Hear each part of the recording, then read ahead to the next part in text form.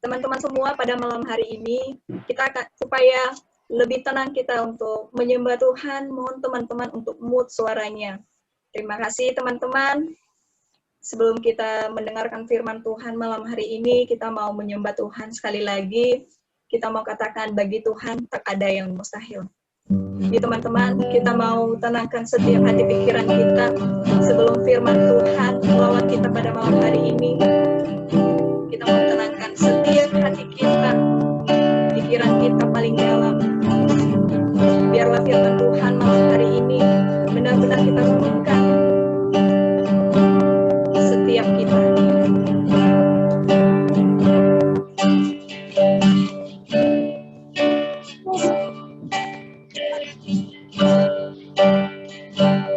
Dengan iman kita mau katakan, aku yakin saat kau berfirman. Aku yakin saat kau berfirman.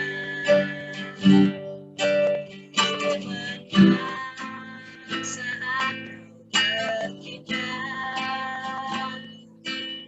kau bertindak, hidupku hanya ditentukan oleh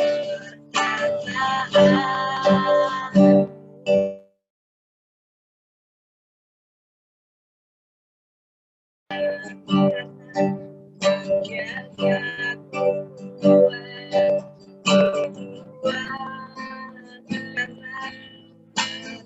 kuat, karena menopang hanya ditentukan oleh kuasa. Kita mau katakan bagi Tuhan,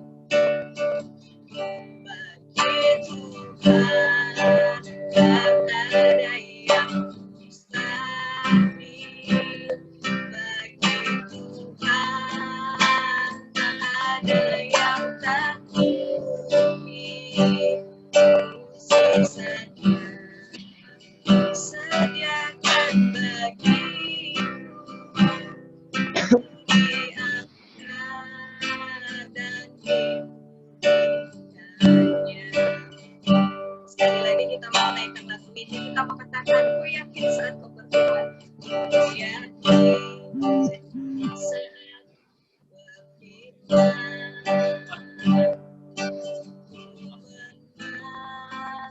Saat bertindak, hidupku hanya ditentukan oleh perkataan.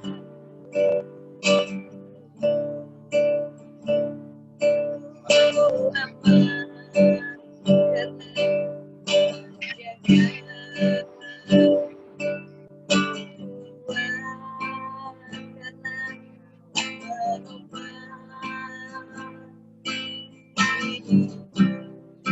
hanya ditentukan oleh kuasa. Bagi Tuhan, bagi Tuhan tak ada yang mustahil. Bagi Tuhan tak ada yang tak mungkin. Sisanya sediakan bagiku, diangkat dan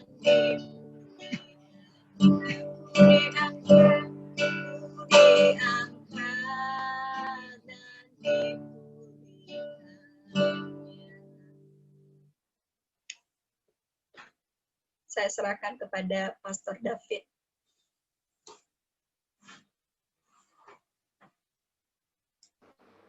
Oke, semua mari kita tutup mata, kita berdoa bersama. Semua kita berdoa sebelum kita terima firman Tuhan.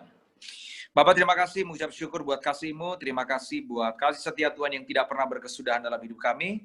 Kami percaya hidup kami berjalan bersama dengan Tuhan pasti diberkati. Tiba saatnya kami akan belajar firman-Mu, dan kami tahu satu hal, bahwa hidup kami tidak tergantung dari apa kata orang, tapi hidup kami tergantung dari apa kata setiap firman Tuhan dalam hidup kami.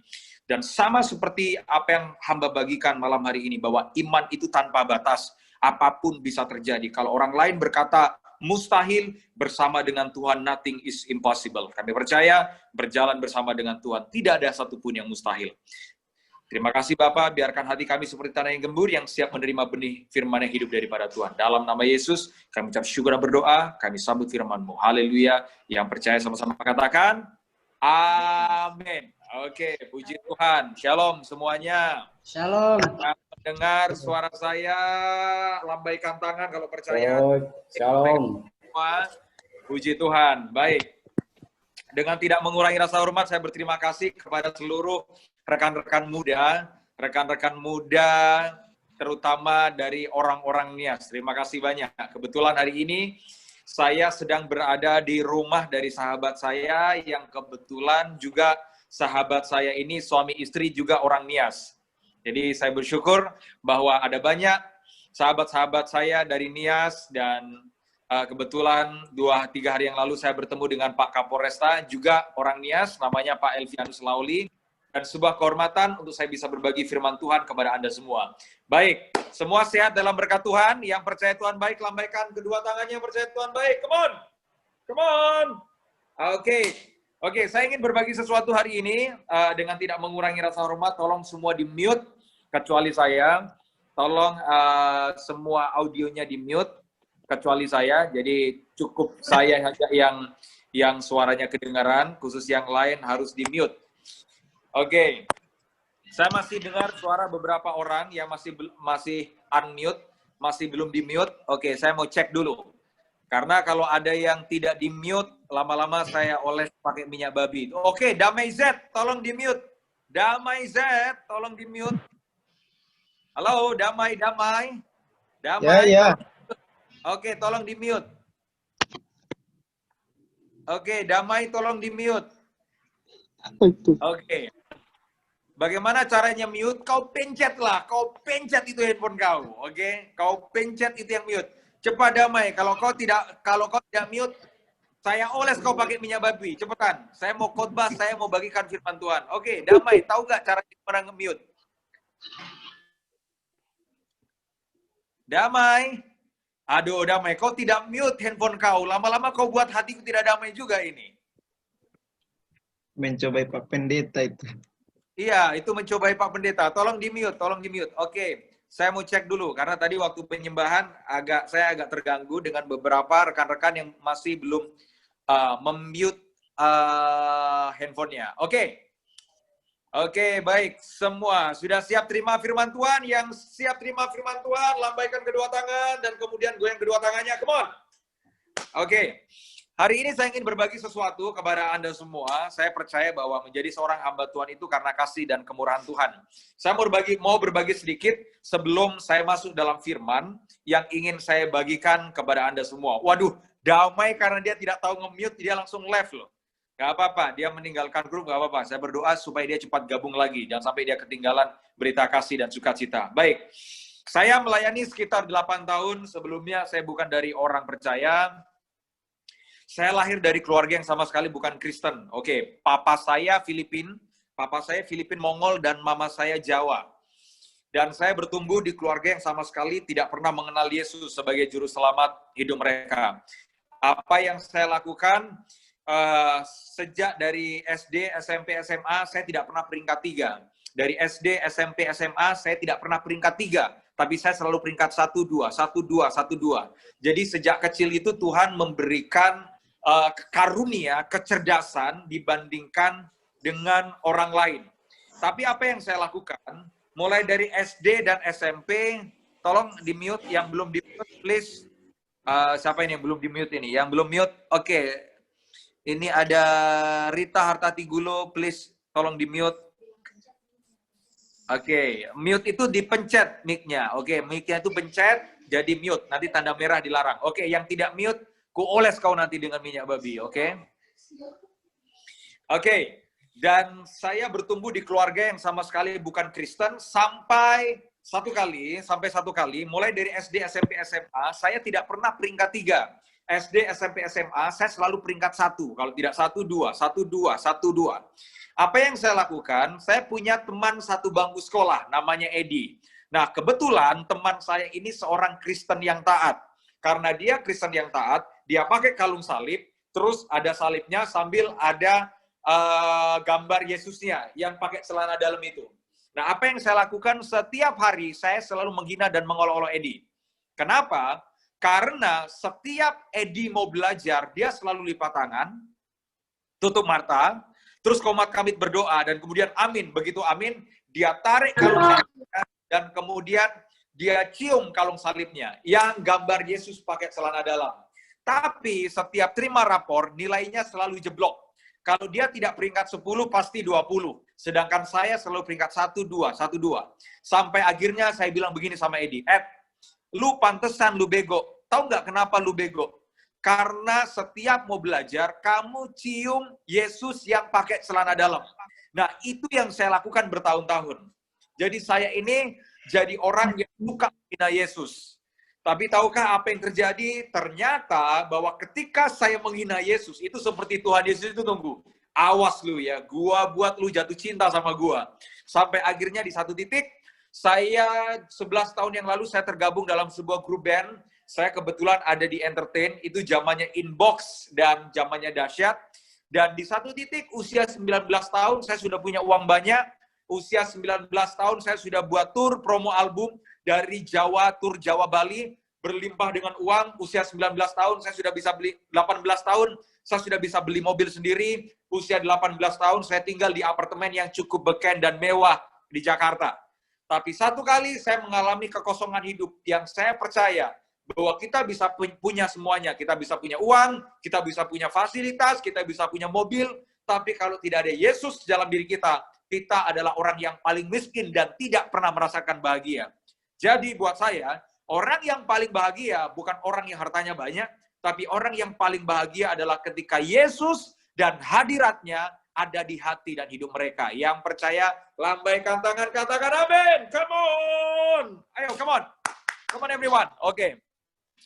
Sama seperti apa yang saya ingin bagikan hari ini, saya beri judul khotbah saya adalah Iman Tanpa Batas. Ingat, hidup itu jangan pernah dipengaruhi oleh keadaan. Hidup itu jangan dipengaruhi oleh omongan orang. Ada dua musuh iman yang paling berbahaya. Dua musuh iman yang paling berbahaya, yang pertama adalah omongan orang. Sejak dari kecil, saya itu selalu diomongin orang. Kamu nggak mungkin sukses, kamu nggak mungkin berhasil, kamu nggak mungkin diberkati. Kenapa? Karena kamu cuma anak kampung. Kenapa? Karena kamu cuma anak pedalaman. Saya lahir di pedalaman Sulawesi Tengah. Tapi ini yang saya percaya, bahwa iman itu bukan mendengar apa kata orang, tapi iman itu dengar apa kata Tuhan. Makanya perbanyak hidupmu untuk dengar firman Tuhan. Oke? Ada banyak orang ingin diberkati, tapi dia cuma dengar suara gosip. Dia dengar omongan orang yang tidak membangun. Gini, jangan pernah telingamu biarkan mendengar omongan orang yang tidak membangun. Tapi belajarlah untuk mendengar suara Tuhan. Makanya hari ini saya ingin berbagi firman Tuhan. Ini adalah suara Tuhan yang ingin saya bagikan kepada Anda semua. Saya tidak peduli siapa Anda, saya tidak peduli siapa kalian. Yang saya percaya kalau Yesus ada di dalam hidupmu, maka masa depan yang terbaik akan menjadi bagian hidupmu. Yang percaya lambaikan tangannya. Come on. Oke. Halo. Dan saya percaya bahwa orang lihat saya ketika saya jadi seorang hamba Tuhan, orang banyak menghina saya. Pertama kali ketika saya bertobat, saya menerima Yesus sebagai juru selamat hidup saya jatuh cinta dengan Yesus. Alasan sederhana kenapa saya dari seseorang yang bukan Kristen, bukan orang percaya, sampai saya meninggalkan kepercayaan saya dan saya menerima Tuhan Yesus, sederhana. Apa sih yang membedakan Yesus dengan yang lain? Yang membedakan Yesus dengan yang lain adalah begini. Tidak ada satupun kepercayaan di dunia yang Tuhannya mau mati buat umatnya, kecuali apa yang Yesus buat. Semua kepercayaan di dunia, mereka mengajarkan bahwa umatnya itu korban buat Tuhannya. Tapi kekristenan beda. Kekristenan bukan umatnya yang berkorban buat Tuhannya, tapi kekristenan Tuhannya yang berkorban buat umatnya. Oke, sama seperti judul dari khotbah saya, judulnya adalah Iman Tanpa Batas. Ketika saya bertobat, saya menyerahkan hidup saya untuk melayani Tuhan. Ketika saya bertobat, saya menyerahkan hidup saya untuk memberikan hidup saya melayani kemanapun Tuhan kirim saya untuk melayani. Saya ingat persis, pertama kali ketika saya bilang ke orang tua saya bilang begini, Pak, saya mau jadi pendeta, aku mau jadi pendeta. Papa saya bilang begini, kamu mau jadi pendeta ya?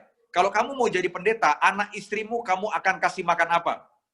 Sekali lagi, pendeta itu nggak ada gaji tetap. Karena memang pendeta itu hidupnya karena kasih karunia. Makanya kalau ada yang mau jadi pendeta, tolong mikir doa puasa 40 tahun dulu. Kalau memang bukan Tuhan yang perintahkan untuk melayani waktu, tolong jangan coba-coba untuk melayani Tuhan, apalagi kalau cuma main-main dengan panggilan sebagai Tuhan. Bagus masuk ini. Tolong yang baru masuk di mute. Siapa ini? Saya agak terganggu karena kencang sekali. Oke. Oke, kayaknya sudah. Kalau enggak, saya oles nanti dengan minyak babi. Kalau perlu dengan minyak bekas bakaran BPK. Oke, dan kemudian, sampai di mana tadi? Makanya please, responsible teman-teman. Jadi, ketika saya melayani jadi hamba Tuhan, saya banyak dihina. Orang bilang, kamu nanti jadi hamba Tuhan, anak istrimu kamu akan kasih makan apa? Tapi ternyata omongan orang salah. Ini yang saya katakan. Ingat, hidup itu jangan pernah dengar omongan orang yang tidak membangun. Orang bilang, kalau kamu jadi hamba Tuhan, nanti anak istrimu kamu kasih makan apa? Kalau kamu jadi hamba Tuhan, nanti masa depanmu susah. Kalau kamu jadi hamba Tuhan, nanti kamu nggak punya apa-apa. Ternyata omongan orang itu salah. Ketika saya menjadi seorang hamba Tuhan, ketika saya setia, saya sungguh-sungguh dengan Tuhan. 8 tahun yang lalu berat saya hanya 52 kg. 8 tahun yang lalu. Karena saya dalam masa diproses oleh Tuhan. Tapi hari ini berat badan saya 74 kg. Dan hasil dari sebuah kesetiaan adalah ketika orang berkata, jadi hamba Tuhan kamu makan apa? Saya pernah tulis daftar impian saya. Saya pernah tulis daftar impian saya di secari kertas. Ketika saya menjadi seorang pendeta muda. Saya bilang begini sama Tuhan. Tuhan, sebelum usia 30, before 30, sebelum usia 30, aku percaya bahwa Tuhan akan memberkati hidupku. Aku percaya Tuhan akan bawa aku ke bangsa-bangsa. Ingat sekali lagi, iman itu tanpa batas, tergantung dari apa yang saudara percaya. Ternyata, apa yang saya tulis 8 tahun yang lalu ketika saya menulis daftar impian saya kepada Tuhan, ketika saya menjadi seorang hamba Tuhan. Ada banyak rekan-rekan saya bilang begini, David, mana mungkin kamu bisa diberkati? David, impianmu itu terlalu tinggi. Tapi tahukah saudara, Tuhan itu suka mengerjakan yang mustahil menjadi mungkin. Ternyata sebelum usia 30, persis sebelum usia 30, daftar impian saya itu semua dijawab oleh Tuhan. Sebelum usia 30, tiba-tiba Tuhan berkati saya dengan sebuah rumah yang harganya hampir 1 miliar. Saya punya 2 kendaraan, saya punya 2 mobil, dan sampai hari ini Tuhan sudah bawa saya khotbah pelayanan di 28 negara. Itu semua kasih karunia Tuhan. Dengarkan saya, orang yang setia pasti akan menerima berkatnya. Yang setuju katakan amin, lambaikan kedua tangannya, come on! Amin, amin, amin.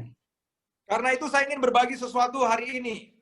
Saya tidak peduli siapapun Anda, saya tidak peduli Anda lahir sebagai apa. Mungkin kamu lahir karena hasil pemerkosaan. Mungkin kamu lahir sebagai anak yatim piatu yang cuma ditinggal di panti asuhan. Tolong dengarkan saya. Kalau Tuhan sudah ada di dalam hidupmu, maka dia berperkara dengan perkara yang ajaib, dengan perkara yang mungkin menurut manusia mustahil. Tapi bagi Tuhan, tidak ada satupun yang mustahil, tapi mungkin. Baik, ayo kita buka Alkitab kita buka Matius pasal 15. Matius pasal yang ke-15, ayat ke-21, sampai ayat yang ke-28. Saya ingin bagikan kepada Anda semua, hampir setiap tahun saya memimpin tur rombongan ke Israel. Hampir setiap tahun. Dan berkali-kali saya sampai di tempat ini selalu orang tahu bahwa tempat ini bukan tempatnya orang Yahudi atau orang percaya. Baik, coba kita akan belajar sesuatu. Matius 15 ayat ke-21 sampai 28. Matius 15 ayat 21 sampai 28, Lembaga Alkitab Indonesia memberi judul perempuan Kanaan yang percaya. Tolong lihat saya, tolong lihat saya, tolong lihat saya, tolong lihat saya. Lembaga Alkitab Indonesia memberi judul perempuan Kanaan yang percaya. Ingat, Kanaan bukan Israel. Orang Kanaan itu orang kafir. Orang Kanaan itu tidak menyembah Yahweh. Orang Kanaan itu tidak menyembah Tuhan orang Yahudi. Kanaan itu bangsa kafir. Kanaan itu tempat orang Filistin. Kanaan itu tempat bukan orang Yahudi.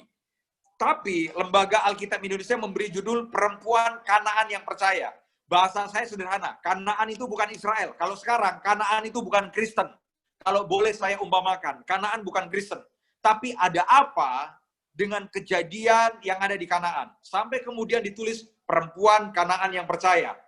Tolong anak-anak muda Nias, saya berharap bahwa setiap Anda yang dengar firman pesan ini, Anda sama seperti perempuan ini. Anda adalah anak-anak muda Nias yang percaya. Jangan cuma jadi perempuan Kanaan, tapi jadilah perempuan Kanaan yang percaya. Jangan cuma jadi orang Kristen, tapi jadilah orang Kristen yang percaya. Jangan cuma jadi pendengar firman, tapi jadilah pendengar firman yang percaya. Ingat, iman itu terjadi atau tidaknya, itu karena kita percaya atau tidak. Oke. Matius 15 ayat 21. Saya akan bacakan buat Anda semua. Matius 15 ayat 21. Lalu Yesus pergi dari situ dan menyingkir ke daerah Tirus dan Sidon. Tirus dan Sidon bukan bagian Israel. Satu kali nanti kalau Anda ke Israel, Anda akan lihat ada daerah Tirus dan Sidon. Tirus dan Sidon bukan wilayah Israel. 22. Maka datanglah seorang perempuan Kanaan dari daerah itu dan berseru, "Kasihanilah aku ya Tuhan, anak Daud, karena anakku perempuan kerasukan setan dan sangat menderita." Ayat ke-23. Tetapi Yesus sama sekali tidak menjawabnya. Lalu murid-muridnya datang dan meminta kepadanya, "Suruhlah ia pergi. Ia mengikuti kita dengan berteriak-teriak." Jadi ada seorang perempuan. Perempuan ini datang kepada Yesus. Ketika perempuan ini datang kepada Yesus, perempuan ini bilang begini, "Yesus, Tuhan, tolong anakku. Karena anakku kerasukan setan, sakit dan hampir menderita." Nah, saya berharap bahwa ketika perempuan ini datang kepada Yesus, maka Yesus seketika langsung menyembuhkan anak perempuan ini. Tapi ternyata enggak. Kalau Anda baca ayat ke-23, Alkitab mencatat begini. Tetapi Yesus sama sekali tidak menjawabnya. Ketika ada orang yang berseru, harusnya sebagai Tuhan, Yesus jawab. Tapi yang terjadi adalah ketika perempuan ini berseru, minta pertolongan daripada Tuhan, tapi yang terjadi adalah Yesus sama sekali tidak menjawab. Dengarkan saya, ada waktu di mana Tuhan tidak menjawab doamu. Jangan sedih. Ada banyak orang ketika doanya tidak dijawab, dia mulai sedih, protes, dan marah sama Tuhan. 8 tahun saya menunggu janji Tuhan. 8 tahun saya tetap percaya. Dengarkan perkataan saya. Waktu di mana Tuhan belum menjawab doamu, sebenarnya Tuhan sedang menguji kesetiaanmu. Masih setia nggak ketika doamu belum dijawab? Kita itu kadang sebagai anak muda ya, hari ini berdoa mintanya besok dijawab. Oh enggak, Tuhan itu nggak seperti itu. Tapi Tuhan itu ketika Tuhan belum menjawab doa kita, dia melatih kesetiaan kita. Masih setia nggak dengan Tuhan waktu doamu belum dijawab? Masih setia nggak dengan Tuhan waktu kamu masih belum diberkati? Masih setia nggak dengan Tuhan waktu kamu belum dipromosikan? Makanya kalau ikut Tuhan, yang paling penting adalah kesetiaan. Kalau saya jadi perempuan Kanaan ini, ketika doa saya, permintaan saya, when I wish something, ketika saya minta sesuatu tidak dijawab, saya marah sama Tuhan. Loh, katanya Yesus sanggup menyembuhkan. Kok kenapa anakku sakit, kok malah Tuhan tidak jawab? Kenapa aku minta, tapi Tuhan tidak berikan? Sering kali iman kita lumpuh karena kita berharap dan Tuhan belum jawab. Makanya begini ya, orang Kristen itu kelihatan kuatnya, itu bukan waktu doanya dijawab. Orang Kristen itu kelihatan imannya ketika doanya tidak dijawab. Masih setia nggak sama Tuhan? Kalau Anda cari Tuhan karena doamu dijawab, semua orang bisa. Makanya banyak orang menempatkan Yesus itu seperti Indomaret, kalau nggak seperti Alfamart. Jangan pernah menempatkan Tuhan sebagai tempat hanya untuk mencari kebutuhan. Ada banyak orang Kristen datang ke gereja, gereja cuma jadi seperti Alfamart atau Indomart. Tuhan seperti Alfamart atau Indomart. Kalau dibutuhkan, didatangi. Kalau tidak dibutuhkan, say goodbye. Banyak orang Kristen mentalnya seperti ini. Nah, saya nggak tahu. Saya berharap apa yang saya bagikan cukup menampar Anda untuk Anda bertobat. Sebenarnya Anda ini datang ke Tuhan, mau cari apa sih? Sorry, Anda ke Tuhan.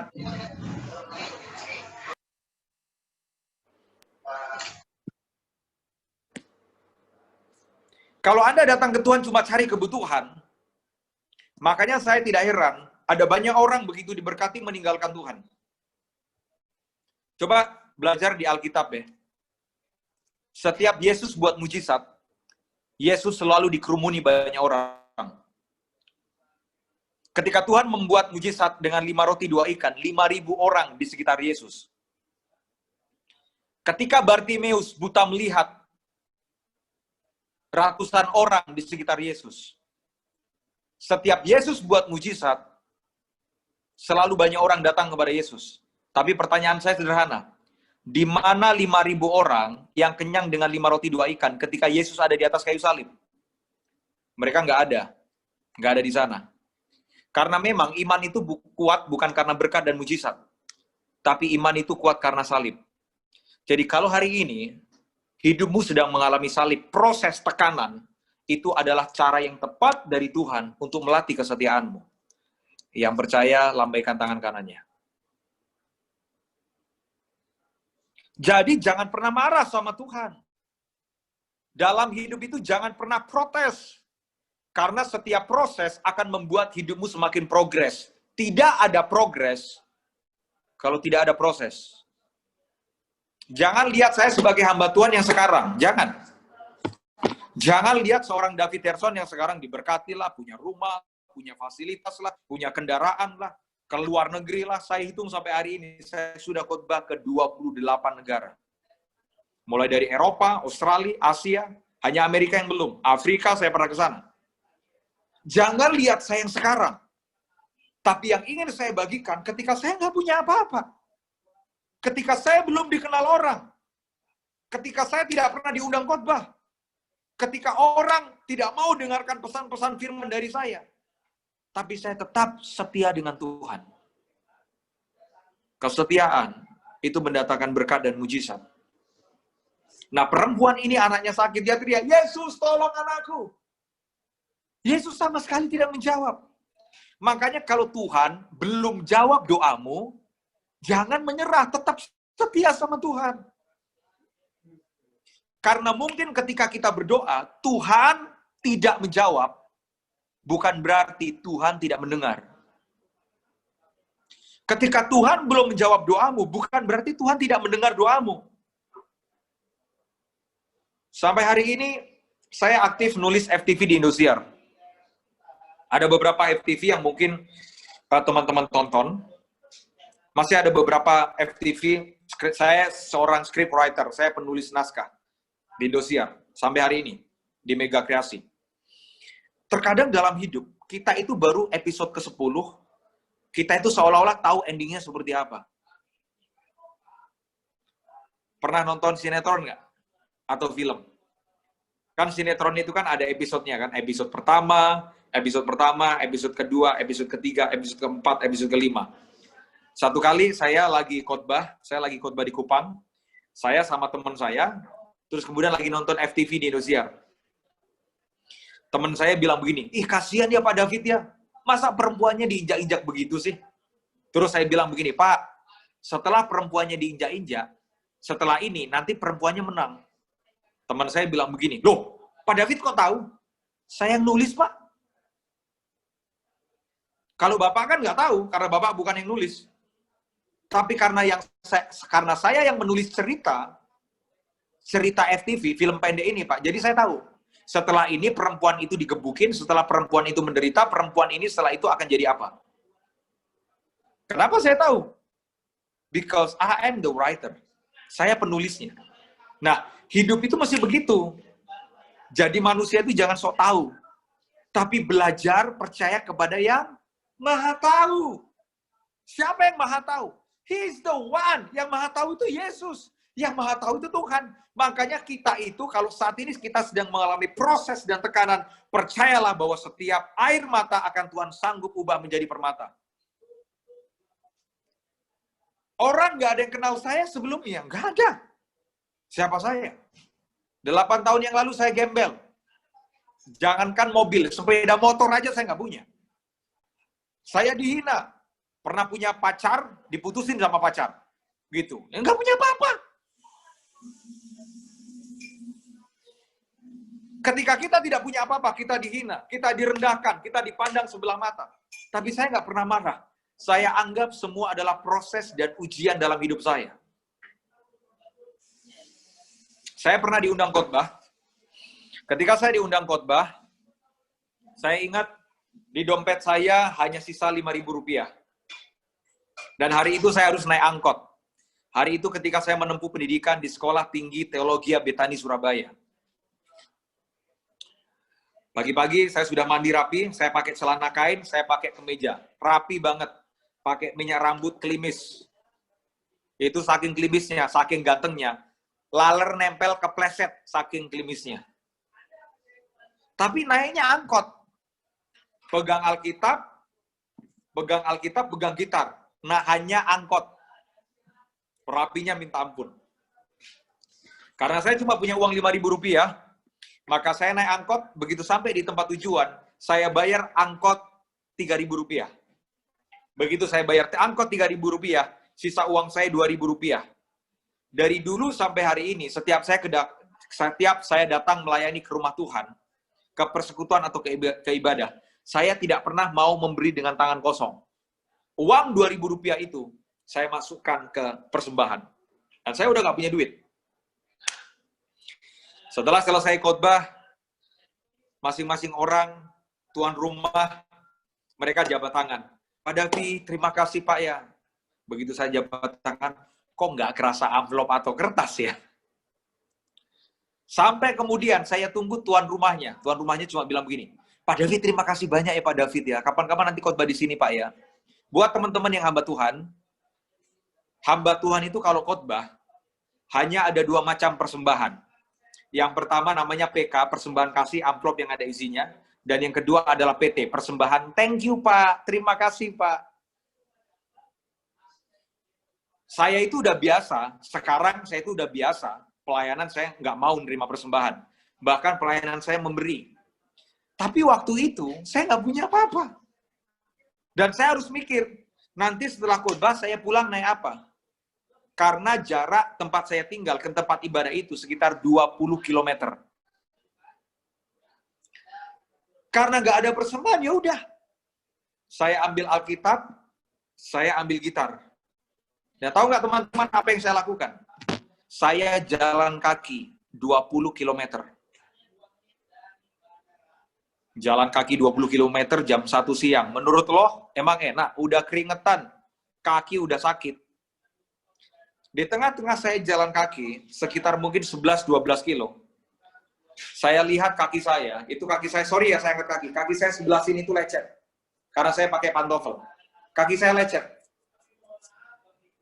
Terus kemudian saya duduk di samping trotoar. Saya duduk, itu air mata udah bercucuran. Tuhan, ternyata seperti ini ya Tuhan, ya susahnya jadi seorang pendeta ya Tuhan, jadi hamba Tuhan. Saya pakai lagi sepatu saya. Sampai di tempat saya ngekos di Manyarjo, Surabaya. Tidak hanya kaki yang sebelah ini yang luka, tapi semuanya luka. Semuanya luka karena saya pakai pantofel. Jalan kaki panas-panas 20 km. Tapi saya nggak pernah ngeluh. Saya ingat persis, sampai di kamar tempat saya ngekos. Saya urut kaki saya saking sakitnya, sakit sekali. Terus kemudian saya bilang gini sama Tuhan, Tuhan, aku percaya Tuhan, bahwa kalau aku setia, suatu saat aku pasti akan menerima berkat yang besar. Maaf ya, dari kaki yang lecet, jalan pelayanan kemana-mana, lecet, jalan pelayanan kemana-mana. Dengan kaki yang sama, 2 tahun yang lalu saya diundang Pak Jokowi. Itu ada foto dan videonya di Instagram saya.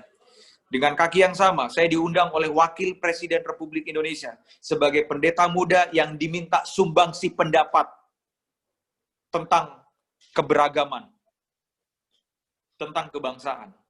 Dengan kaki yang sama, jalan kaki 20 km, sampai hari ini, Tuhan bawa saya khotbah ke 28 negara.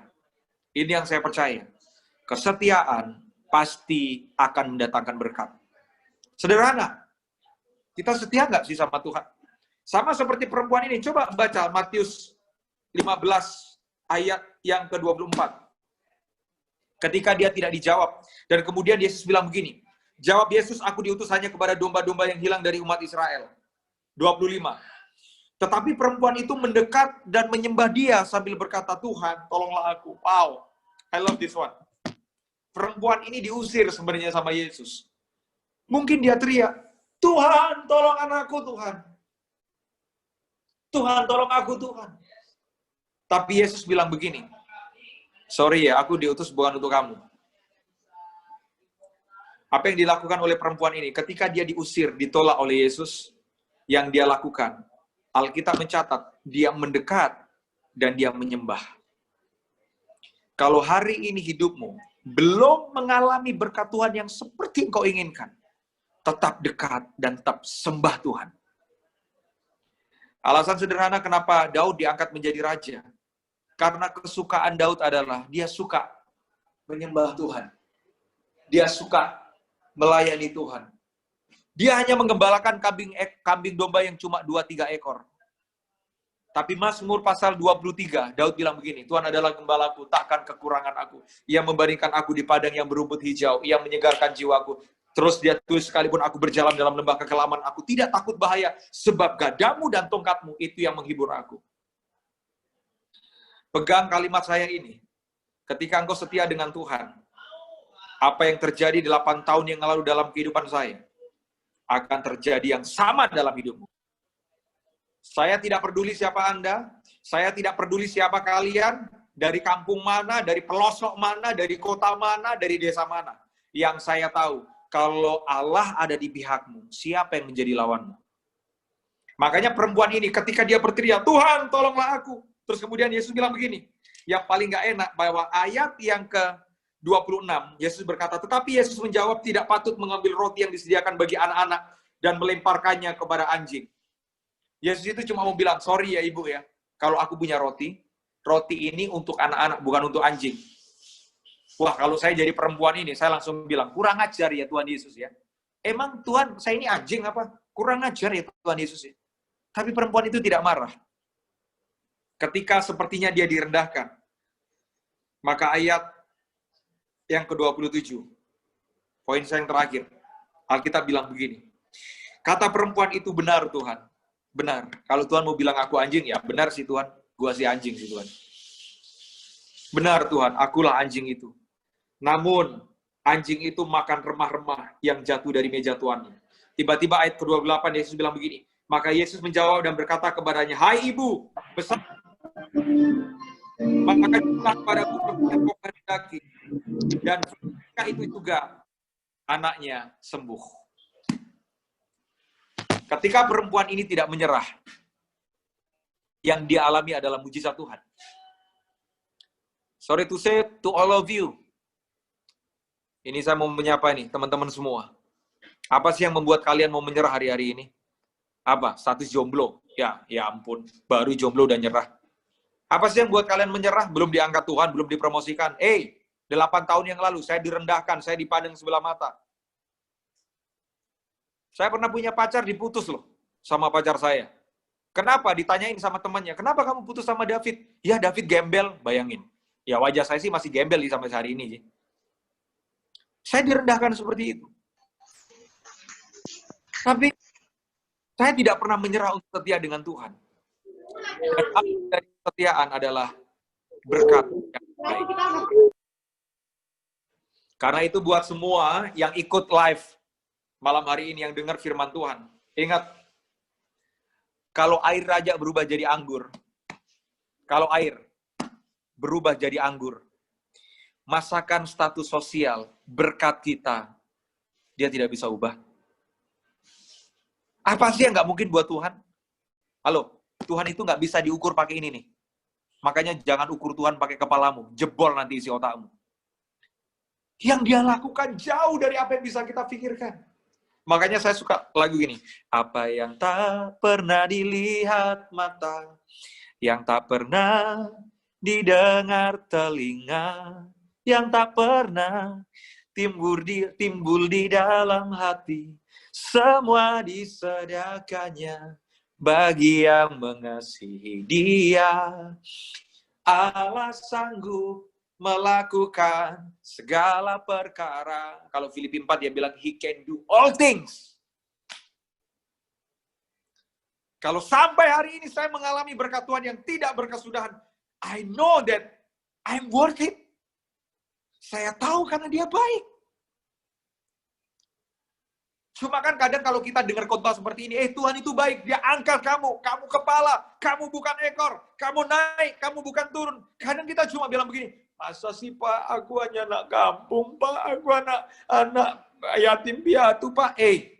Kalau Tuhan mau pilih hidup seseorang, Tuhan nggak butuh riwayat hidup. 8 tahun yang lalu saya diketawain sama teman-teman saya. Kenapa? Ketika saya berdiri di depan kelas, terus kemudian dosennya bilang begini, David Erson, apa impianmu? Saya bilang begini sama dosen saya, Pak, saya punya impian. Apa impianmu? Saya mau khotbah di bangsa-bangsa. Teman-teman saya ngetawain, terlalu tinggi bro. Apa impianmu? Pak, sebelum usia 30, saya sudah punya rumah, saya sudah punya mobil sih Pak, kalau boleh Pak. Teman-teman saya ngetawain. Tapi 2 tahun yang lalu, saya diundang oleh Sekolah Tinggi Teologi Betani, Surabaya. Dan mereka mengundang saya sebagai pembicara utama. Saya cuma bilang begini sama teman-teman saya, ingat si gembel yang bahkan kalian kata-katain Nabi palsu itu kan 8 tahun yang lalu. Karena hasil kesetiaannya, Tuhan buktikan bahwa Tuhan itu benar-benar nyata. Come on. Are you agree with me? Say amen. Yang percaya katakan amin, lambaikan tangan. Come on. Woo. Makanya dalam hidup, gak ada yang mustahil. Come on. Mati bangkit, berjalan di atas air. Air jadi anggur. Buta melihat. Saudara pikir, Tuhan itu asal-asalan enggak? Dia ciptakan hidupmu dengan tujuan yang dahsyat, yang mulia. Makanya kalau hari ini, kita masih menganggap diri kita, Tuhan, apakah aku layak? Tuhan, no, you are worth it. Anda layak. Karena Alkitab mencatat, kalau baca dalam kitab Yesaya, kamu berharga di mataku. Bahkan aku memberikan manusia menggantikan nyawamu. Sampai hari ini saya cuma bisa bengong, Tuhan. Terima kasih Tuhan. Who am I? I am the sinner. Actually, saya ini orang berdosa Tuhan. Tuhan, gue ini orang berdosa Tuhan. Tuhan ini gak layak Tuhan. Saya mau tanya nih, buat teman-teman semua. Kalau anak ayam dikasih makan, dikasih pertumbuhan, suatu kelak jadi apa? Tolong jawab. Boleh di-unmute. Kalau anak ayam dikasih makan, dikasih pertumbuhan, suatu kelak jadi apa?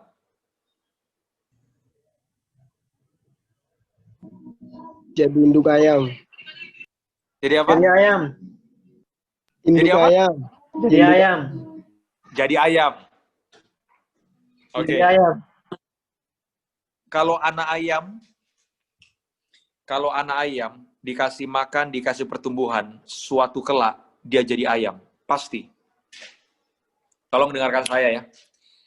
Kalau anak raja dikasih makan dan pertumbuhan firman, suatu kelak dia jadi raja. Raja kecil, karena raja besarnya adalah Yesus. Saya yakin Amin. dari anak muda Nias muncul raja-raja kecil, baik di pemerintahan, baik di pelayanan, raja yang berhati hamba dan menjadi berkat bagi banyak orang. Amin. Oh ya, saya bukti daripada itu. Kalau Anda berkata, mana mungkin sih Pak? Karena iman itu tergantung dari apa yang kau percayai. Tapi saya percaya, sama seperti perempuan ini. Ketika dia datang kepada Yesus, dia berteriak, Tuhan, tolonglah anakku. Dia semakin mendekat. Dan yang terjadi adalah, Yesus tidak perlu datang kepada anaknya langsung sembuh. Bahkan ayat terakhir Yesus bilang begini, hai ibu, besar imanmu. Dengarkan saya setiap tahun saya ke Israel. Kalau kita baca dalam kitab Matius, Markus, Lukas, Yohanes, Yesus hanya 2 kali mengatakan ada orang-orang yang punya iman yang besar. Dan minta maaf sekali, 2 orang yang disebut oleh Yesus, satu pun gak ada orang Yahudi. Siapa yang punya iman yang besar? Yang pertama, tolong cek nanti Alkitabnya. Yang Yesus katakan 2 orang punya iman yang besar. Yang pertama adalah perwira di Kapernaum. Ketika bawahannya sakit. Perwira Kapernaum itu bukan orang Yahudi, dia Romawi. Dan yang kedua adalah perempuan Kanaan atau Sirofenisia. Perempuan Kanaan bukan Israel. Saya yakin dan saya percaya orang-orang yang sungguh dengan Tuhan pasti hidupnya diberkati. Saya mau dan saya rindu 8 tahun yang lalu. Ketika orang berkata tidak mungkin. Tapi ketika saya percaya sungguh-sungguh dengan Tuhan, hasil dari sebuah kesetiaan adalah berkat yang tidak pernah terduga. Amin. Baik. Amin. Karena itu, miliki iman tanpa batas. Karena memang Tuhan kita tidak terbatas. Karena itu, tetap percaya, mengandalkan. Amin. Baik, mari kita berdoa. Come on everyone. Bapak, terima kasih dalam nama Yesus, hamba berdoa bagi setiap rekan-rekan muda Nias yang saat ini bergabung bersama-sama untuk mendengar berita firman Tuhan. Sama seperti perempuan Kanaan. Kanaan bukan Israel, Kanaan bukan Yahudi, tapi percaya kepada Yesus yang tetap berteriak, minta pertolongan, yang tetap dekat menyembah Tuhan. Dan sampai akhirnya, Yesus berkata, hai ibu, besar imanmu. Saya yakin malam hari ini, sama seperti Tuhan berkata kepada perempuan itu, hai ibu besar imanmu. Maka Tuhan yang sama berkata kepada kita, hai anak-anak muda Nias, besar imanmu, besar pengharapanmu, besar rasa percayamu. Dan percayalah, berjalan bersama dengan Tuhan, tidak ada satupun yang mustahil. Tetap percaya, pegang teguh janji firman Tuhan. Dan ingat, hidupmu tidak ditentukan oleh apa kata orang, tapi hidupmu ditentukan oleh setiap perkataan firman Tuhan. Terima kasih Bapa, mengucap syukur buat kasih-Mu. Dalam nama Yesus kami percaya hidup kami diberkati. Haleluya. Yang percaya sama-sama katakan. Amin. Tuhan Yesus berkati. Amin. Saya kembalikan. Oke, terima kasih Pastor David ya. Luar biasa malam hari ini membagikan firman Tuhan-Nya. Oke, teman-teman, biarlah firman Tuhan pada malam hari ini boleh menjadi berkat buat kita semua. Haleluya. Boleh lambaikan tangannya sekali lagi teman-teman. Yang diberkati malam hari ini boleh tangannya dilambaikan. Haleluya. Oke, teman-teman semua, kita sudah mendengarkan firman Tuhan malam hari ini. Jadi saatnya seperti biasa kita akan diskusi. Mungkin ada pertanyaan selintas dari khotbah malam hari ini. Saya berikan buat teman-teman semua. Kalau ada pertanyaan atau tanggapan, dipersilakan.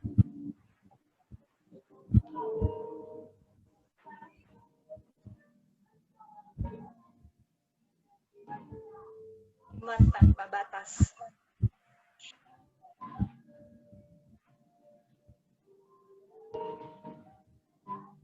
Oh, semua pada diam-diam ini, pada mikir-mikir. Berarti udah jelas lah ya. Boleh nggak sekali lagi soalnya dibacakan? Pertanyaan apa?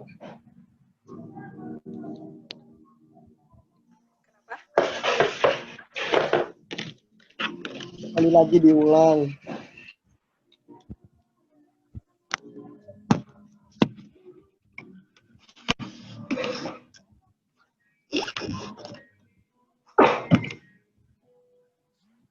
Oke, ini dari saya ya. Saya mau bertanya sama Pak Pastor ya. Oke, ini berkaitan dengan iman ya. Setiap seseorang pasti akan memiliki iman kepada Tuhan. Yang saya tanyakan di sini tentang perbedaan iman kita kepada agama tetangga kita. Apakah iman itu ada dalam hati mereka atau bagaimana dari iman yang agama tetangga kita? Apakah sama seperti itu iman kita atau tidak?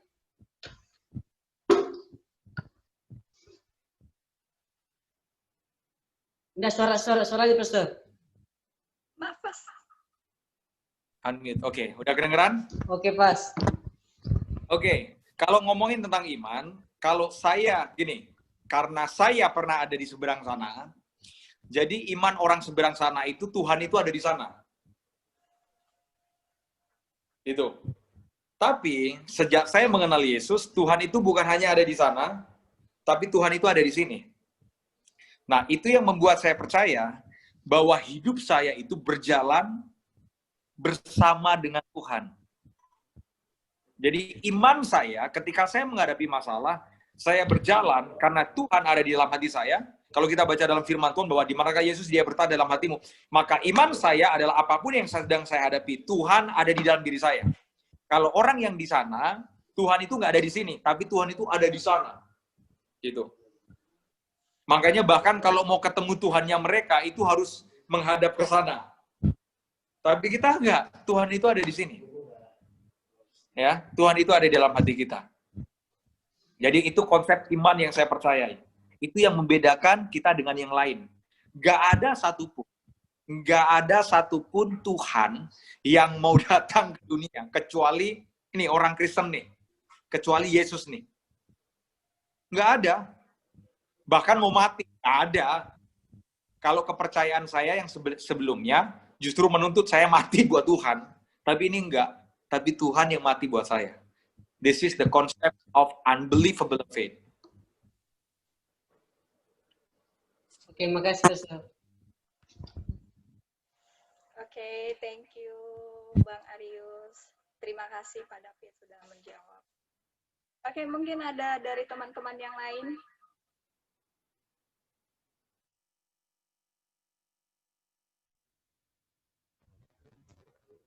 Ya, dari saya. Hah? Ya, dari saya. Oke, Pastor David, terima kasih, sangat memberkati sekali firman Tuhan malam hari ini. Apalagi dengan kesaksian, wow, dahsyat banget. Nah, yang saya mau tanya, Pak, tentang iman ya. Karena setiap kita ini pasti saya sendiri, karena awal saya mengenal Tuhan, saya dipanggil Tuhan itu dari mendengarkan firman Tuhan, sehingga saya ambil keputusan untuk melayani Tuhan seperti itu. Nah, terkadang di tengah perjalanan, karena lama kan, ya perjalanan hidup ini pasti lama. Tapi terkadang bahwa dengan masalah yang ada, terkadang bahwa panggilan itu membuat saya atau iman saya itu menjadi mulai rohnya lah berkurang, tidak ada keyakinan lagi. Mas bertanya-tanya apakah panggilan saya ini benar atau enggak. Saya mau tanya Pak, ya setelah kesaksian Pak Pastor David, bagaimana cara kita untuk bisa mengenal lebih lagi dan mengerti lagi bahwa saya ini dipanggil untuk melayani Tuhan. Itu aja Pak. Terima kasih. Oke, saya bisa nangkep, sekalipun tadi agak putus-putus, saya bisa nangkep. Intinya adalah ketika kita punya iman dan kita dipanggil untuk melayani, terkadang di tengah perjalanan kita mengalami namanya proses ya, yang terkadang membuat kita bisa down, kita bisa goyah, atau kita bisa lumpuh. Orang Israel itu percaya, kalau kita baca dalam kitab Mazmur, bahwa pemazmur itu mengibaratkan iman orang benar itu seperti dua ini. Yang pertama adalah orang percaya itu seperti burung Raja Wali. Ingat, orang percaya imannya tidak seperti burung hantu, makanya jangan jadi hantu di gereja ya. Yang kadang jelas, nggak jelas, kadang hidupnya juga nggak jelas. Hidupnya cuma nakut-nakutin orang. Nah, Alkitab mencatat dalam kitab Pemazmur bahwa orang percaya itu seperti burung Raja Wali. Apa bedanya burung Raja Wali dengan burung yang lain? Nah, burung Raja Wali ketika dia menghadapi badai, dia tidak pernah menghindar. Yang dilakukan oleh burung Raja Wali, ketika badai itu datang, yang dia lakukan adalah dia kepakkan sayapnya. Kenapa dia kepakkan sayapnya? Karena justru angin itu akan mendorong dia ketika dia terbang, maka angin badai itu ketika dia kepakkan sayapnya, maka angin badai itu akan mendorong dia semakin terbang tinggi. Makanya dalam perjalanan pelayanan, kalau engkau sedang menghadapi badai proses kehidupan, itu adalah cara Tuhan untuk mengembangkan sayapmu. Itu adalah cara Tuhan untuk membuat engkau semakin terbang tinggi. Nah, di dalam pemazmur katakan bahwa orang percaya, bahkan orang benar, itu seperti pohon korma. Apa bedanya pohon korma dengan pohon yang lain? Begini, ketika pohon korma itu ditanam, maka pohon korma akan lebih mementingkan untuk berakar daripada bertumbuh ke atas. Nah, terkadang kita itu jadi hamba Tuhan, pengen ketika kita melayani langsung kelihatan ke atas. Padahal biasanya yang Tuhan izinkan, ketika kita jadi hamba Tuhan, Tuhan mau kita berakar kuat dulu. Berakar di bawah, berakar kuat. Memang tidak kelihatan. Karena yang kelihatan belum tentu kuat. Makanya jangan jadi hamba Tuhan yang pengen cepat kelihatan. Ada orang yang jadi hamba Tuhan pengen cepat terkenal, pengen dikenal orang. Jangan. Tapi jadilah hamba Tuhan yang akarnya itu dasar pelayanannya kuat. Makanya ketika angin badai datang, pohon korma itu tidak tumbang. Karena akarnya sudah kuat. Yang menentukan orang itu kuat dan tidak adalah akarnya. Perhatikan akar rohani kita. Perhatikan akar iman kita. Perhatikan dasar ketika kita membangun iman kita. Nah, kita mencatat orang bijak itu sama seperti yang mendirikan bangunan, tidak di atas pasir, tapi di atas apa? Batu karang. Nah, fondasi kita itu mesti batu karang, jangan pasir. Sebagus apapun rumah kita, kalau dasarnya tidak kuat, begitu air melanda, angin melanda, rumah kita akan ambruk.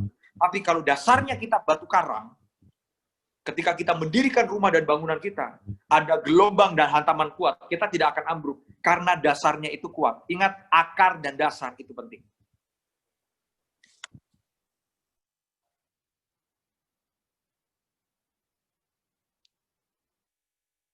Thank you, Bang Sodewa. Mungkin ada dari teman-teman yang lain? Ya, terima kasih, Pak. Teman-teman yang lain mungkin ada pertanyaan atau tanggapan dari firman Tuhan malam hari ini. Teman-teman bisa menyampaikannya kepada kita malam ini.